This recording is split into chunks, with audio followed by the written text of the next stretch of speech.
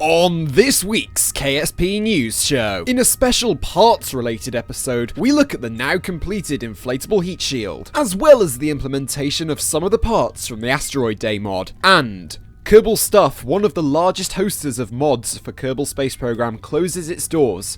But what's next?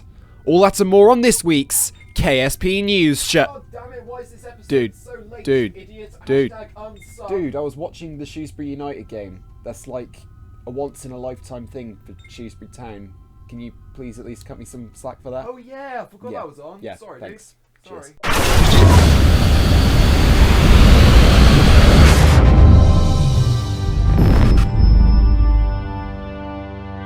Reporting live from the Kerbal Space Center, it's your host, Jinli Kerman.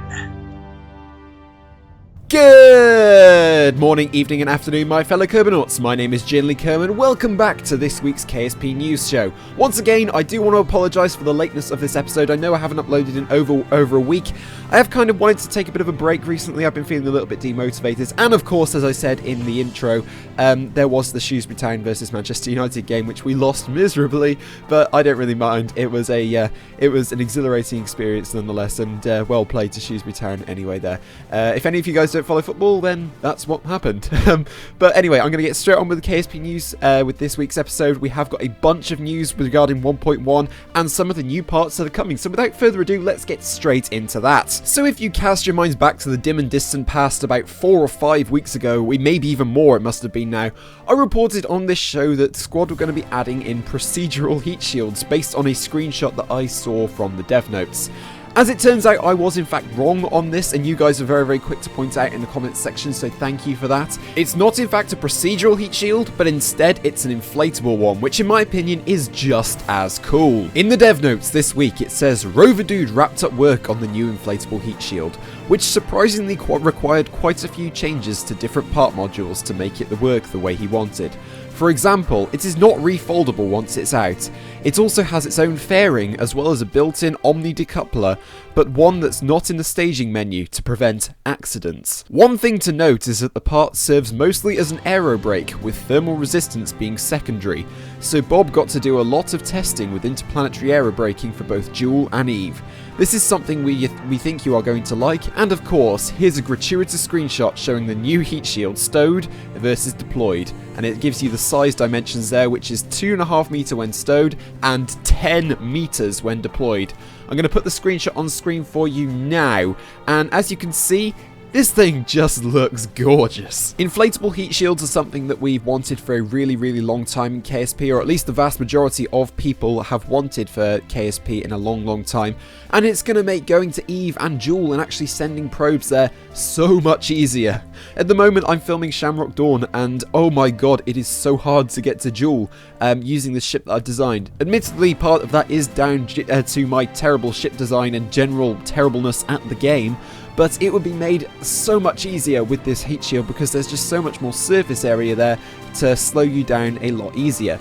Obviously, you can't go too deep into the atmosphere as it says there, because obviously the thermal resistance is a secondary procedure here, because obviously this thing's inflatable. It's not going to be as resistive as a normal ablative heat shield. But instead, this is going to be used for sort of going through the upper atmosphere of Eve and Joule, just to get as much surface area in the way as possible to slow you down and hopefully capture you into an orbit, which should make aero braking, particularly at bodies, like I say, such as Eve and Joule with massively toxic and high atmospheres, a lot easier. Unfortunately, it does mean you still can't land on the sun though, because of the whole thermal thing, which sucks, but then again is accurate, I guess. So that is the inflatable heat shield in a sort of summary, everything we know about it so far, but it's not the only part coming with 1.1, kind of inevitably really. We are getting some more new parts that have been revealed this week, but unfortunately they're not new. They instead are coming from a mod, and that is the Asteroid Day mod. In the very next paragraph of the dev notes, it says Brian, aka Arsenide, worked on those little things that add up over time, like getting refunds when vessels cluttering the space center are removed, science labs triggering science contracts properly, and contextual objectives telling you how much crew capacity or fuel the target vessel already has. There are also some not so nice little things though, like integrating a few parts from the Asteroid Day mod as a nice surprise for the community. The Probodobodine, I think. Yes, Probodobodine HECS2 Communitron HG55 and the Oxstat XL photovoltaic panel have been rebalanced and integrated into 1.1 as stock parts. Due to the extra functionality of the Sentinel infrared telescope, that will remain in the official add-on for now, so look for an update for that just after 1.1 drops. Now, in case you're not aware of the Asteroid Day mod, I did do a video on it way back in the day when it did actually release, and the parts that were released are very, very well made indeed. They look very, very nice. They're definitely a nice addition into the game, and it always sort of struck me, why wasn't this put into the game in the first place? Because some of the parts do genuinely look like they're proper parts for the game. That's probably because Squad made the mod, of all things. But to see these things getting put into the stock game is really a nice relief to see here, because I've always wanted to use them, but I kind of just didn't want to download the mod because, well, effort really. Because I'm lazy. Obviously it makes sense for the Sentinel telescope not to be part of it, because that's an oddly specific part to put into Kerbal Space Program. That's something I don't like about sort of realism mods, when you sort of combine it with normal Kerbal Space Program solar system. If you're using real solar system, then fair enough, but if you're using a sort of normal satellite mod, or like a model of a real life spacecraft, with like the normal Kerbal Space Program solar system, don't know why it just doesn't look right for me. It looks kind of off. So the fact they're leaving that out, I think, is a fair design decision. But the rest of the parts, I do think do have an awesome place in Kerbal Space Program, as does the inflatable heat shield. And I want to know what you guys think about these new parts. What do you think about the Asteroid Day mod getting implemented? I know a lot of you said in the comments section that you wanted those in the stock game. What do you think of the heat shield? Thank you once again for correcting me. It's not procedural as much as I would like procedural heat shields. But what do you think in the comments down below? Let me know. As always, I do read all of the comments. But now we're going to move on to a little bit of a more serious story.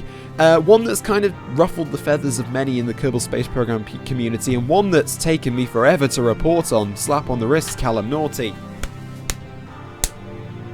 Yeah. Now, in case you're in the KSP community and you've been living under a rock for the past week or so, Kerbalstuff, one of the biggest, if not the biggest hoster of mods in the Kerbal Space Program community, closed its doors, with the hoster of the site claiming that it was no longer financially sustainable or really nice to sort of run the site anymore, because the complaints were getting to him. And I completely understand where he's coming from. I know what he means by this sort of thing, and I wish him all the very best in the future. And if this decision was the best for his mental well-being, then so be it. And like I say, I wish him all the best in the future, and I hope that all you guys can join me in doing that. Now, you're probably wondering why I'm covering this so late on this show, because I usually cover news as it breaks, and I have just had a half-term break where I did have time to sort of do everything with that.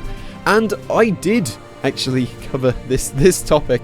I made a video, I scripted everything, I talked about the positives, the negatives, and both sides of the argument and everything. But I looked at the video, I rendered it, I watched it the next morning prior to uploading, and I just watched it, and I just sounded like such a cash-in on this sort of thing, trying to make this video. I was trying to look for someone to blame, and I don't want to blame anyone for this, because really at the end of the day, it's no one's fault. I mean, it's no one's fault for anyone. I mean, I guess you could kind of blame the community for that, but then again, people will complain. It's the internet. So I don't really know what to think of that. But anyway, another reason why I didn't upload that is because a new phoenix has risen from the ashes of Kerbalstuff. But it goes, of course, by the name of Space Dock. It has, of course, been cited as well in this week's dev notes at the very, very last paragraph, and I will provide a link to it in the description. It's exactly the same layout as Kerbalstuff, but now, obviously, it's Space Dock. It's a different user maintaining it and everything. So if there are any mod creators who are watching this, then go upload your mods to Kerbalstuff. It's got currently 224 mods and 1,179 users on it. So let's use this video to give a bit of free publicity to Space Dock, the spiritual successor to Kerbalstuff. Again, it looks pretty much exactly the same, minus the different logo. And of course, it's maintained by a load of admins from the forums. And it's really, really nice to see the community coming together to actually do this and keep one of the most favourite mod sites for the Kerbal Space Program community alive and kicking. I certainly have high hopes for this thing rising to the enormity that Kerbalstuff once was, and I'm sure you guys will enjoin me in doing that and wishing the admins from the forums the best of luck and thanking them for keeping the KSP's favourite mod site alive. But that's pretty much going to round it off for this episode of KSP News, guys. Like I say, sorry for the lateness of it once again. I will be hopefully uploading more videos this week. It's just I have a ton of stuff to do first. Shamrock Dawn is in production. I know it's taking forever to do. I'm currently midway through and I was filming and my OBS crashed and then the game crashed and bad things happened, and I will explain more in the actual video when it goes live in the next couple of weeks. But thank you so much for your patience, guys. Thank you so much for watching this show. If you did enjoy, please do remember to leave a like and of course subscribe for more. This is Jinley Kerman signing out, and as always, stay classy.